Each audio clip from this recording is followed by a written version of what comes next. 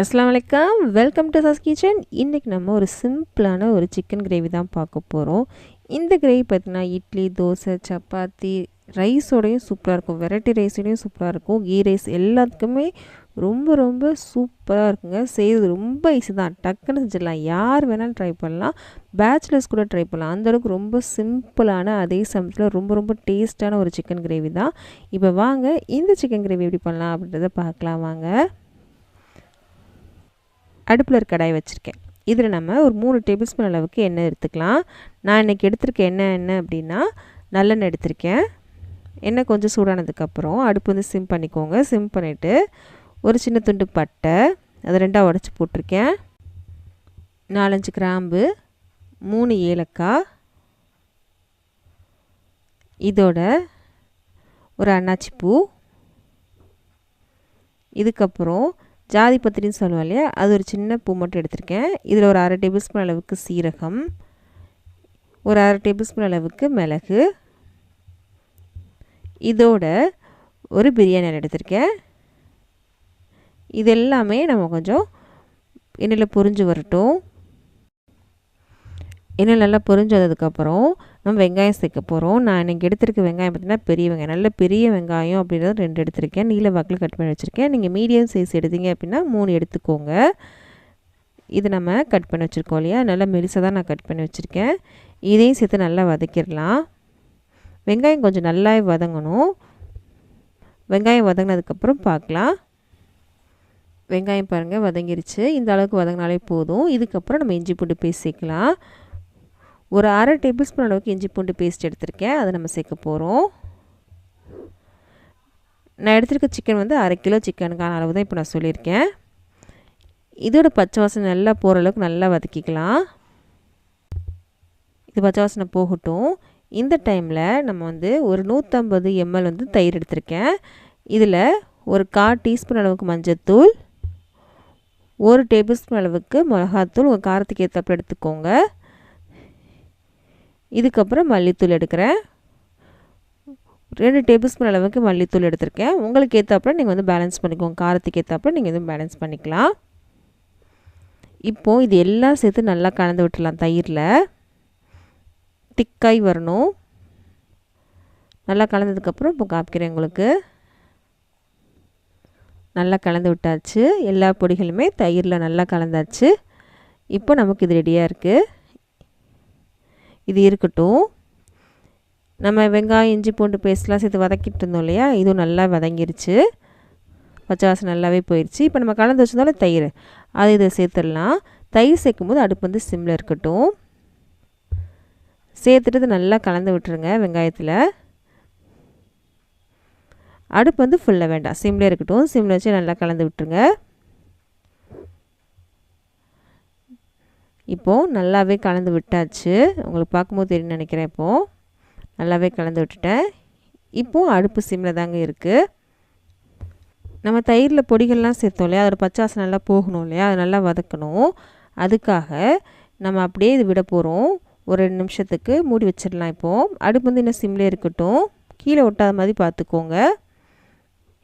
எண்ணெய் தெளிஞ்சு வரணும். நல்ல ஒரு இதை கலந்து விட்டுக்கோங்க. இப்போ ஒரு 2 நிமிஷம் ஆயிடுச்சு. நல்ல ஒரு இதை கலந்து விட்டேன். இதை பாருங்கள், எண்ணெய் பாருங்கள் நல்லாவே தெளிஞ்சு வந்துருச்சு. இந்த அளவுக்கு நல்லா தெளிஞ்சு வரணும். அப்போ தான் நம்ம வந்து அடுத்த பொருள் சேர்க்க முடியும். இல்லைனா பொடிகளோட பச்சை வாசனை அப்படியே இருக்கும் கிரேவியில், நல்லாவே இருக்காது கிரேவி. இந்த அளவுக்கு நல்லா திக்காய் வரணும். எண்ணெய் நல்லா தெளிஞ்சு வரணும். இன்னும் அடுப்பு சிம்மில் தான் இருக்குது. இப்போது நம்ம சிக்கனை சேர்த்துடலாம். நான் இன்றைக்கி ஒரு 1/2 கிலோ அளவுக்கு சிக்கன் எடுத்திருக்கேன். அதை நம்ம சேர்த்துக்கலாம். நான் மஞ்சள் பொடி சேர்த்து சிக்கனை வந்து நான் வாஷ் பண்ணல. நம்ம கிரேவிலே மஞ்சள் பொடி சேர்த்துருக்கோம் அப்படின்றதுனால நான் வந்து சிக்கனில் வந்து மஞ்சள் பொடி சேர்த்து நான் வாஷ் பண்ணல. நீங்கள் வேணால் மஞ்சள் பொடி சேர்த்து கூட நீங்கள் வாஷ் பண்ணிக்கலாம். சிக்கன் எல்லாம் சேர்த்தாச்சு. சேர்த்துட்டு நல்லா கலந்து விடலாம். அந்த கிரேவியில் இந்த சிக்கன் சேர்த்து நல்லா கலந்து விடும் போதே வீடே நல்லா மணக்கும். இந்த கிரேவியோட மணத்துலேயே அப்படியே வீடே நிறைஞ்சிருக்கும். இப்போ நல்லா கலந்து விட்டோம். இன்னும் உப்பு சேர்க்கவே இல்லை. நம்ம உப்பு சேர்த்துக்கலாம். நம்ம தேவையான உப்பு சேர்த்துருக்கேன் நான். சேர்த்துட்டு நீங்கள் நல்லா கலந்து விட்டுக்கலாம். இன்னும் அடுப்பு சிம்மில் தான் இருக்குது. உப்பு சேர்த்ததுக்கப்புறம் ஒரு டீஸ்பூன் அளவுக்கு கரம் மசாலா தூள் சேர்த்துருக்கேன். சேர்த்துட்டு இதே நல்லா கலந்து விடலாம்.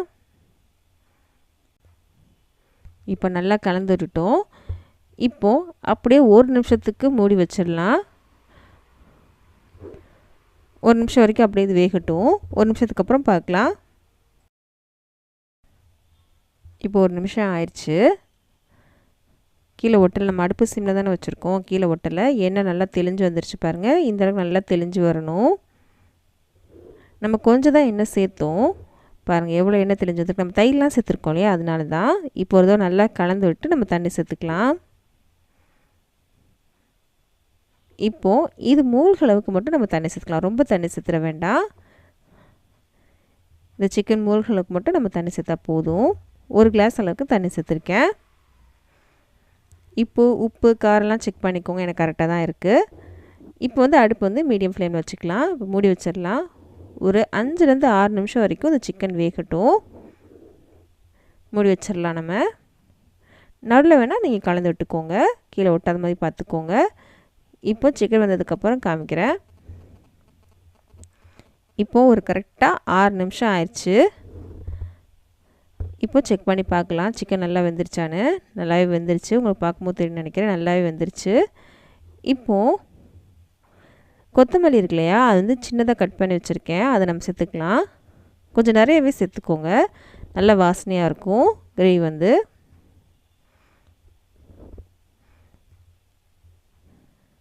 சேர்த்தாச்சு. இப்போது இதையும் நல்லா கலந்து விட்டுடலாம். கலந்துட்டு 1 நிமிஷம் வரைக்கும் நம்ம அப்படியே சிம்மில் வச்சிடலாம். நம்ம இதை ஏன்னா நல்லா தெளிஞ்சு வரட்டும். 1 நிமிஷத்துக்கு அப்புறம் நம்ம பார்க்கலாம். இப்போ மூடி வச்சிடலாம். நம்ம இதை 1 நிமிஷத்துக்கு அப்புறம் பார்த்திங்க அப்படின்னா எண்ணெய் தெளிஞ்சு சூப்பரான கிரேவி நமக்கு ரெடி ஆயிரும். நமக்கு கிரேவி ரெடி ஆயிடுச்சு. உங்களுக்கு பார்க்கும்போது தெரியும் நினைக்கிறேன். எண்ணெய்லாம் நல்லா மேலே தெளிஞ்சு வந்துருச்சு. செம்மையாக மணக்குங்க. இந்த கிரேவி செஞ்சீங்க அப்படின்னா செம்ம சூப்பராக இருக்கும். ஒரு தடவை செஞ்சு பாருங்கள், அடிக்கடி செய்ய ஆரம்பிச்சுங்க. ரொம்ப ரொம்ப ஈஸி தான், டக்குன்னு செஞ்சிடலாம். யார் வேணால் ட்ரை பண்ணலாம். பேச்சுலர்ஸ் கூட அதை ட்ரை பண்ணலாம். ரொம்ப ஈஸியான ஒரு கிரேவி தான். கண்டிப்பாக ட்ரை பண்ணி பார்த்துட்டு எப்படி இருக்குது மறக்காம கமெண்ட் பாக்ஸ் சொல்லுங்கள். இந்த வீடியோ பிடிச்சிச்சு அப்படின்னா ப்ளீஸ் நம்ம சேனலை சப்ஸ்கிரைப் பண்ணிடுங்க. லைக் பண்ண மறக்காதீங்க. லைக் பண்ணால் தான் இந்த வீடியோ வந்து நிறைய பேருக்கு வந்து ரெக்கமெண்ட் ஆகும். ப்ளீஸ் சப்ஸ்கிரைப் பண்ணுங்கள். உங்கள் ஃப்ரெண்ட்ஸ்க்கும் ஃபேமிலிஸ்க்கும் இந்த வீடியோ பிடிக்கும் அப்படின்னா அவங்களுக்கு இந்த வீடியோ ஷேர் பண்ண மறக்காதீங்க. நம்ம அடுத்த வீடியோவில் சந்திக்கலாம்.